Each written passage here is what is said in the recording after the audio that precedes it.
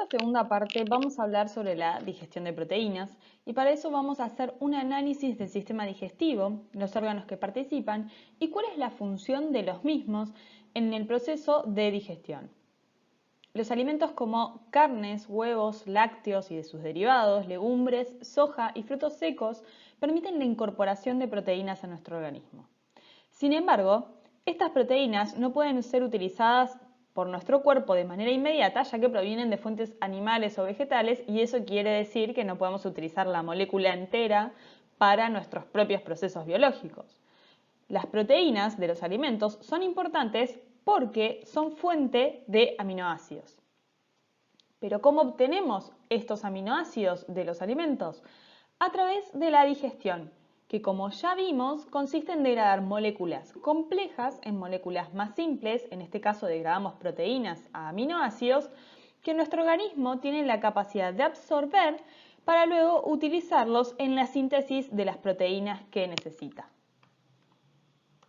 A diferencia de los hidratos de carbono, la digestión de las proteínas comienza en el estómago. Como vimos en esa clase, el alimento se moviliza por el esófago gracias a los movimientos peristálticos. De esta manera, ingresa el alimento que contiene proteínas al estómago y este proceso estimula la secreción de la hormona gastrina, que se secreta por la mucosa gástrica. Esta hormona estimula a las células parietales del estómago para secretar ácido clorhídrico, que va a tener dos funciones fundamentales. Por un lado, va a disminuir el pH del estómago, provocando un entorno ácido alrededor de las proteínas de los alimentos que va a provocar su desnaturalización. Esta desnaturalización hace que sea más fácil para las proteasas, enzimas que se encargan de degradar a las proteínas, acceder al interior de las mismas. Y por otro lado, el ácido clorhídrico va a activar una enzima fundamental para la digestión de proteínas que se llama pepsina. Pero antes de adelantarnos a este tema y para entender cómo se activa la pepsina, vamos a hablar de los zimógenos, que son proteínas que al sintetizarlas están inactivas, pero cuando es necesaria su utilización, estas pueden ser activadas mediante un cambio de estructura que generalmente está dado por la pérdida de una sección de la cadena de aminoácidos. Un ejemplo de esto es el pepsinógeno, un zimógeno secretado por las células principales del estómago, que es la forma inactiva de la proteína. Cuando se libera ácido clorhídrico al estómago, se rompe el enlace peptídico en una sección de la molécula, haciendo que pierda un pedazo de la cadena.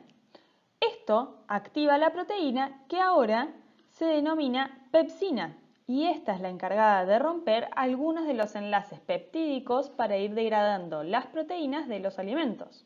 Cuando la digestión del estómago termina y el pH comienza a subir nuevamente, la pepsina se inactiva a pH superiores a 5.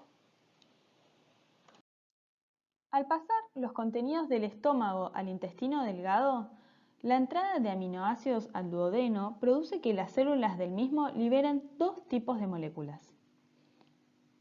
Por un lado, las células enterocromafines presentes en el epitelio que recubre el lumen del tracto gastrointestinal van a liberar una hormona, la colecistoquinina, mientras que por otra parte los enterocitos, que ya vimos en la clase pasada que presentan microvellosidades a las que llamábamos borde de cepillo, liberan una enzima que se llama enteropeptidasa. La colecistoquinina viaja por sangre hasta el páncreas. El páncreas, a su vez, secreta zimógenos, ¿sí? Que recordemos eran proteínas inactivadas, que luego son enviados hacia el intestino. Estas enzimas son tripsinógeno, quimiotripsinógeno, proelastasa, procarboxipeptidasa A y procarboxipeptidasa B, que para que puedan degradar a las proteínas y así continuar con la digestión, deben ser activadas. ¿Y cómo se activan?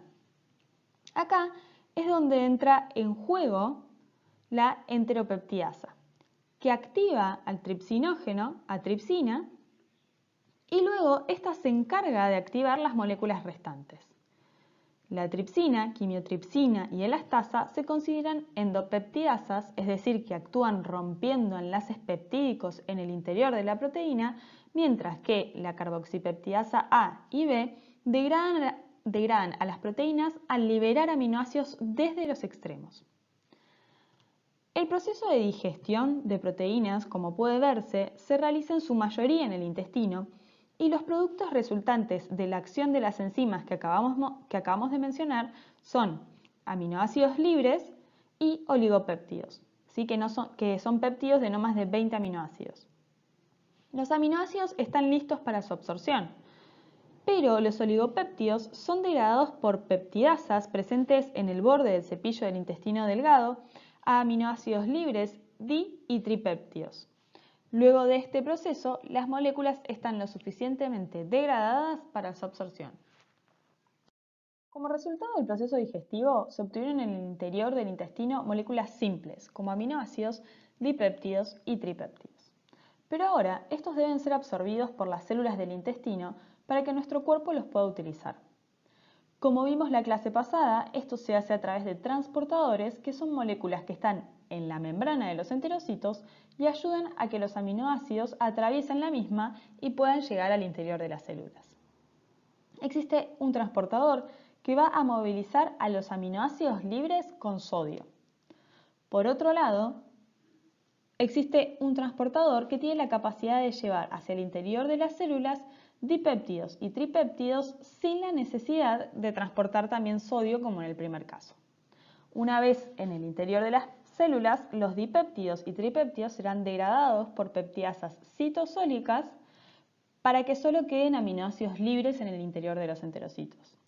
Luego, para que estos aminoácidos puedan atravesar la membrana vasolateral y pasar al torrente sanguíneo, también serán necesarios transportadores que faciliten este movimiento.